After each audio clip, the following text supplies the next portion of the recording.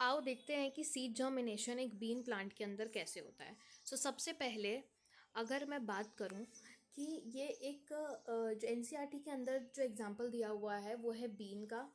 अगर आपको पता हो कि बीन जो होता है वो एक डाइकॉट है, ठीक है, वो एक डाइकॉट है, यानी कि उसके अंदर दो कॉटिलेडॉन्स होंगे। ठीक है, तो जैसा कि आप इस डायग्राम में देख सकते हैं, ये एक एनसीईआरटी से ही रिलेटेड डायग्राम है, बट उसी का डायग्राम नहीं है, कॉपी पेस्ट नहीं किया हुआ है। ठीक है, अब इसको अगर हम ध्यान से देखें इस पर्टिकुलर चीज़ को, तो सबसे पहले एक सीड होगा। ठीक है, सबसे पहले एक सीड होगा। अब इस सीड के अंदर दो कॉटिलेडॉन्स है, जैसा कि आप इस डायग्राम के अंदर देख पाएंगे। उसके बाद रेडिकल है, प्लूम्यूल है और सीड कोट है। एक बेसिक जो डाइकॉट का डायग्राम होता है उसके अंदर कुछ ऐसा ही स्ट्रक्चर आपको दिखता है।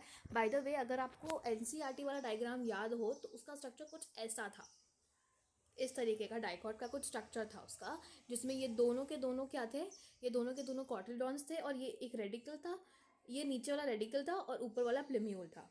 ठीक है, अब इसके अंदर ऊपर रेडिकल और नीचे प्लूम्यूल क्यों दिया हुआ है, क्योंकि अब जब हम ये आपको थ्रू द जर्मिनेशन के प्रोसेस में समझ में आ जाएगा कि ऐसा क्यों है।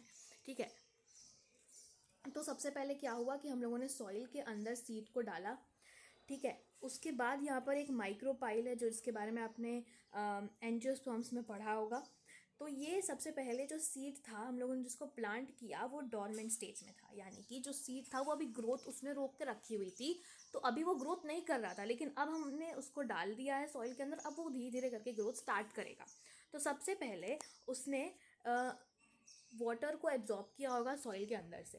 ठीक है, जैसे ही जो सीड है वो वाटर को एब्जॉर्ब करेगा सॉइल के अंदर से, तो हम देखेंगे कि उसका जो सीड कोट है ना वो रप्चर हो जाएगा, वो बेसिकली एक तरीके से फट जाएगा। मतलब जैसे कि होता है ना कि जब हम पानी डाल देंगे तो फिर फूल जाएगा एक तरीके से, तो फिर उस वजह से वो रप्चर हो जाएगी उसका जो सीड कोट है।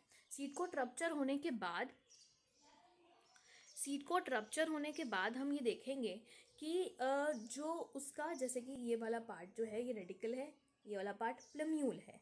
ठीक है, और ये सीड कोट है, ये कॉटिलेडॉन्स है। अब अब रेडिकल वाले पार्ट से एक छोटा सा पोर्शन आएगा। ठीक है, एक छोटा सा पोर्शन आएगा और सॉइल के नीचे चला जाएगा। ठीक है,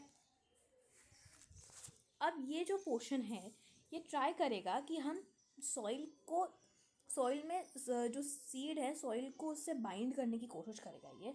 ठीक है, और धीरे धीरे करके ये और लंबा होता जाएगा, जैसा कि आप देख सकते हैं ये और लंबा होता गया। अब ये वाला जो इसका हुक वाला पोर्शन है, जो कर्व वाला पोर्शन है ऊपर के साइड पे, मैं किसकी बात कर रही हूँ, मैं इस वाले पोर्शन की बात कर रही हूँ। ये वाला पोर्शन जो है ग्रीन कलर का है ना, ये धीरे धीरे करके बड़ा होगा और ये वाला पोर्शन ऊपर आ जाएगा। मतलब आप देख सकते हो ये सॉइल सरफेस है ना, इस सॉइल सरफेस के ऊपर हमें थोड़ा सा वो दिखाई देने लग जाएगा, है ना। तो ये जो पोर्शन ऊपर आया है ये हाइपोकॉटाइल है, और हाइपोकॉटाइल एक हुक स्ट्रक्चर बना रहा है यू शेप का, है ना। ये इन्वर्टेड यू शेप का एक स्ट्रक्चर बना देगा हाइपोकॉटाइल। अब ये हाइपोकॉटाइल धीरे धीरे करके बड़ा होगा। अच्छा, ये सीधे सीधे क्यों नहीं ऐसे ग्रो हो गया, सीधे सीधे ऐसे ग्रो हो सकता था ना। ये ऐसे इसलिए ग्रो नहीं हुआ ताकि, जैसे आप समझिए, अगर आप ऊपर ऐसे सीधा जाएंगे एकदम तो उसको डैमेज होने के चांसेस ज़्यादा हैं, और अभी ये एकदम छोटा सा सीड है इसलिए ये सीधे सीधे नहीं गया, ये थोड़ा सा कर्व गया ताकि इसको डैमेज ना हो। तो ये हाइपोकॉटाइल हुक जो है वो बाहर निकलेगा, और जैसे जैसे हाइपोकॉटाइल हुक जो है वो धीरे धीरे करके बड़ा होगा, जैसे इस डायग्राम में आप देख सकते हो, धीरे धीरे करके वो बड़ा होगा। अब ये वाला ये पूरा ऐसे बाहर निकल गया है ना, ये बड़ा होगा, और ये बड़ा होने के बाद हम देखेंगे कि कॉटिलेडॉन्स जो उसके हैं वो भी धीरे धीरे करके बाहर आने शुरू हो गए हैं। ठीक है, धीरे धीरे करके कॉटिलेडॉन्स बाहर आने शुरू हो जाएंगे। और कॉटिलेडॉन्स का काम आपने पढ़ा होगा कि कॉटिलेडॉन्स का काम होता है, वो बेसिकली क्या प्रोवाइड करते हैं, फूड प्रोवाइड करते हैं ग्रोइंग एम्ब्रॉयो को, है ना। फूड प्रोवाइड करते हैं ग्रोइंग एम्ब्रॉयो को। तो अब वो जो कॉटिलेडॉन्स हैं वो धीरे धीरे करके फूड प्रोवाइड करेंगे और ये ऊपर आएंगे, ऊपर आएंगे, ऊपर आएंगे, ऊपर आएंगे। एंड जैसा कि आप देख सकते हैं ये कॉटिडॉन्स अब कितने छोटे हो चुके हैं, क्योंकि धीरे धीरे करके प्लांट बड़ा हो रहा है। यहाँ से यहाँ में हम लोग देखा कि प्लांट बड़ा हो चुका है, तो मतलब उसका फूड धीरे धीरे ख़त्म होता जा रहा है। अब अब एक और स्ट्रक्चर है इसके अंदर, एपिकॉटाइल। इस स्ट्रक्चर के अंदर क्या हो रहा है, जैसे ये देखिए, इनिशियल जो हमारे लीव्स थे वो बने और ये एकदम छोटे हैं, ठीक है। इनिशियल लीव्स जो हमारे बने, और ये वाला, जैसा कि आपको पता होगा, ये वाला पोर्शन जो है ये कॉटिलेडॉन है, और ये वाला पोर्शन जहाँ से एक्चुअल में स्टेम्स ग्रो हो रही हैं ये प्लेम्यूल है, और नीचे वाला पोर्शन रेडिकल था, ठीक है। जैसा कि हम आपको पता है अपने टैप रूट सिस्टम के उस एनसीईआरटी के डिस्क्रिप्शन में पढ़ा होगा कि रेडिकल से डाइकॉट्स के अंदर ये पढ़ा होगा आपने कि रेडिकल से सबसे पहले एक रूट निकलता है, देन फिर प्राइमरी रूट्स निकलते हैं, प्राइमरी से सेकेंडरी रूट्स निकलते हैं, फिर सेकेंडरी से टर्शरी रूट्स निकलते हैं। अब देख सकते हो आप लेटरल रूट्स निकलना चालू हो गए हैं प्राइमरी रूट से, है ना, आपने उधर पढ़ा होगा ये चीज़। और अब जो है वो बेसिकली सरफेस के काफ़ी ऊपर आ चुका है हमारा छोटा सा सीडलिंग, है ना, ये रहा सीडलिंग। ये 8 to 10 डेज में हो जाएगा। वैसे ये ड्यूरेशंस आपको याद रखने की कोई ज़रूरत नहीं है, लेकिन जानकारी के लिए आप इससे भी जान सकते हैं।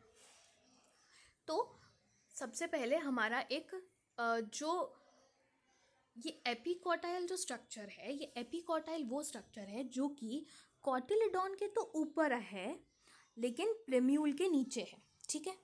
और इस पॉइंट पे जो हाइपोकॉटाइल है, आप ऐसा समझ सकते हो कि हाइपोकॉटाइल अब जा चुका है और हाइपोकॉटाइल का काम खत्म हो चुका है, और अब धीरे धीरे करके ये लीव्स बन चुकी हैं, ठीक है। अब इसके आगे एक प्रोसेस होगा, लीव्स धीरे धीरे करके बड़ी होंगी। जैसे आप एनसीईआरटी वाला डायग्राम देखोगे तो उसमें आपको पता चलेगा कि नीचे वाली लीव्स थोड़ी सी छोटी हैं एंड ऊपर वाली जो लीव्स बनाई हैं उन्होंने वो बहुत बड़ी बनाई हैं।